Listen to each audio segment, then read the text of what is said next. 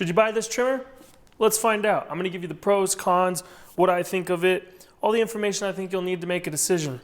So let's jump into it. All right, let's jump into the pros. And for me, one of the biggest pros was that you're not just buying some off-brand trimmer, you're actually buying into a really high customer satisfaction rated ecosystem. You know, all the Ego products that I've seen out there seem to be very much liked by its consumers. And since I do plan to buy more Ego products like the power supply, mower, blower, maybe even a snow blower, it was a plus that, hey, I'm getting a battery with this. I can reuse it for other things. With that being said, another pro is the actual battery is a 4 amp hour battery as opposed to the 2.5 amp hour that comes with the rest of the trimmers, at least at the time of this video. All right, the rest of the pros are basically features that'll be easier for me just to show you. So here's the trigger. It's got a safety, so you have to move this forward and then it'll turn on. Right here is your speed, so you press this button, that's 1 and that's 2. So 2 is a little bit stronger. You can see me doing the handle. It's an easy latch. You can move the handle free and then it's pretty firm. I do like this. You got a little thing right here, wing nut, to tighten it if it's not tight enough. You got this little guy that allows it to compact to match your height or for storing. What's really nice is the battery on the back. You press this button, it'll show you how much charge is left. All of the rings is full charge, no rings is no charge. All right, so the big claim to fame with this guy is that you don't have to bump. Let's go ahead and simulate getting it chopped by getting it shorter. Now this is short, so let's see if this Line IQ thing works.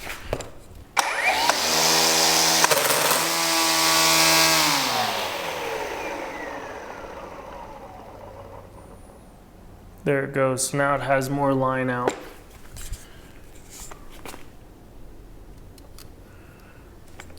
Let's try to pop this head off. See what it looks like, inside here.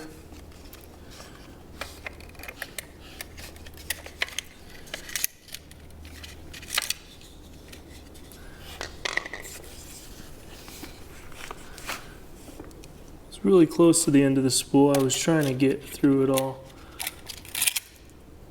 Take that out. So fairly simple design. If it gets tangled up and for some reason you need to remove the head, it's not too bad. Let's go ahead and put this back on. Yeah, that is super easy. You know, other than not having to do the bump, its second claim to fame, you know, easy loading of new line. So we've got this little button right here that's going to do it for us.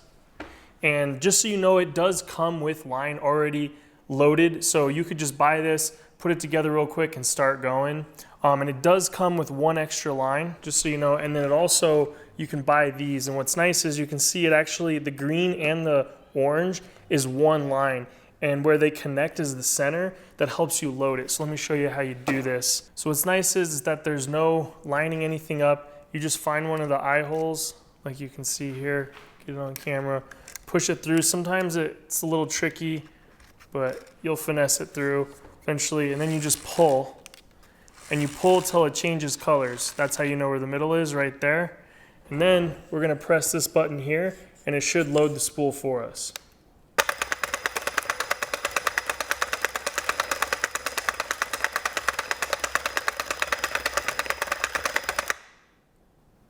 It was that easy, and it's done. All right, I just want to give you a quick background so you have some perspective about where I'm coming from when I speak about trimmers. 2013, I bought a Black & Decker electric trimmer that worked for a little bit, but it kind of stunk. Like, it didn't have enough power to do everything I needed it to. The battery wouldn't last that long, and eventually the bump head broke and it was basically just worthless. So then I decided to buy a gas trimmer because I wanted to have the power. And I just went to Home Depot, and I think I probably got like one of the cheapest ones that was there, and that did work, and it definitely had the power. It was just always kind of a pain in the butt.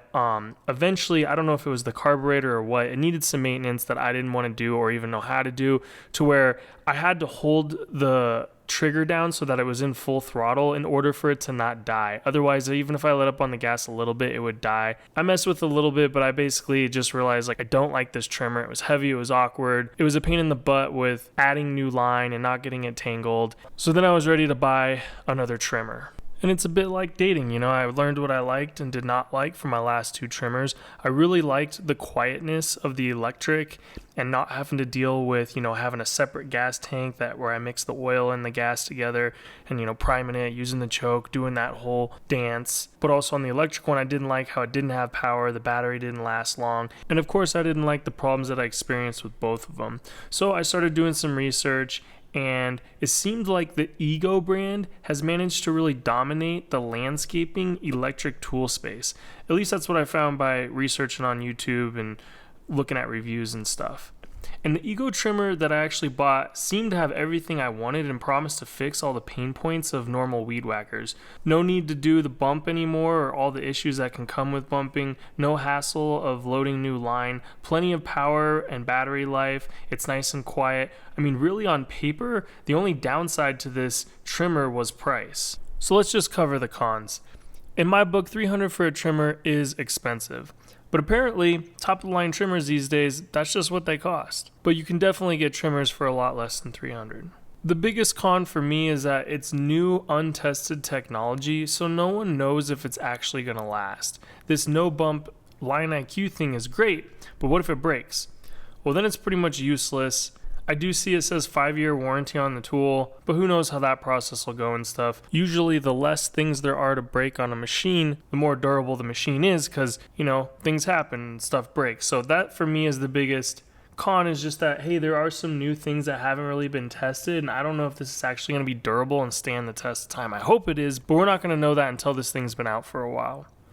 Another con is this thing actually is pretty heavy. Even with the carbon fiber shaft, it's heavier than other trimmers. Now, what partly contributes to that is there's a 4 amp hour battery instead of the typical one that come with these Ego trimmers, which is 2.5 amp hours. And you can see it's a pretty big head. It's a little bit heavier to have that technology of the no bump stuff, but in reality, it's not any heavier than the last gas one that I had, but it's definitely heavier than that cheapo electric one I had before. You can get a shoulder strap to help with the weight. Personally, I don't mind it at all, but thought I should mention it's definitely heavier than other trimmers. All right, another con with all electric trimmers is that it does operate with a battery. So you use it one weekend, you're in a rush to get out to the grocery store, throw it in your garage, come back to use it a couple weekends later and realize, I forgot to charge the battery, which obviously you're just not going to have with a gas trimmer. All right, so do I think that you should buy this? It really comes down to two main things for me. What is your faith in this Line IQ technology? If you think it's gonna last a lifetime or 10 years, then I would say you could probably justify it. My concern is if this breaks, it's gonna render this thing worthless, and it's new technology, who knows how long it's gonna last. So if you don't believe that this is going to stand the test of time and last, then I would definitely say don't buy it. The second thing, of course, is price. $300 for a trimmer, in my opinion, is a lot of money. Now, out of the trimmers that cost $300, I would say that this is good. Again, if you believe in the Line IQ, I would say this is probably one of your best bets, if not the best. Bang for buck, you know, it's got a good company, all the bells and whistles and features, works well, plenty of power, all that good stuff. Now, I know for sure personally that there are some people out there that could totally afford to just hire a landscaping service and not deal with any of the landscaping. But they actually choose to do the landscaping themselves because they enjoy it. And there's just something about it. I don't know if it's getting vitamin D from the sun, getting a little exercise, but they do it by choice because they actually enjoy doing it rather than hiring it out. If you fall into that category, I would say you should 100% buy this. And the reason being is I did a lot of weed whacking, as you can see, and I actually enjoyed it. I really feel like they just wrote down all the headaches that come with a trimmer and just one by one made a solution to them. So it makes the actual work much more enjoyable. So if you fall into that category, I would definitely buy it. Now, If you fall into the category like me, where it's like, man, 300 bucks, that I couldn't really justify buying it. Personally, I probably would have gone the route where I bought the $300 package where you get a blower and a trimmer. It doesn't have all the bells and whistles this one does, but it's an electric trimmer that's got plenty of power. Now you might be thinking, what are you talking about? You didn't do that. It took me like 30 minutes to decide which one to buy. And to be brutally honest, the reason I got this one is I'm like, well, I have a YouTube channel, it is new, so hopefully I can get some views on it and stuff. And if I could just make 50 bucks off of making a video on this, I can kind of justify it in my head, because then it's only $250. I do get the bigger battery, and I am planning on getting the power station and some other Ego tools. Somehow in my head, I'm like, well, it's only really costing me 200 bucks. So I justified getting it. But essentially what I'm trying to say is, in reality, you know, how often are you using this? You know, not that often. So the extra features that do make it nice, like I don't think it's gonna be worth the money if you are just in that category of how you value money, which is gonna be different for everybody, but hopefully that helps you make a decision. I do like Ego, I do like this. Thanks for watching, like, comment, subscribe. See you in the next one.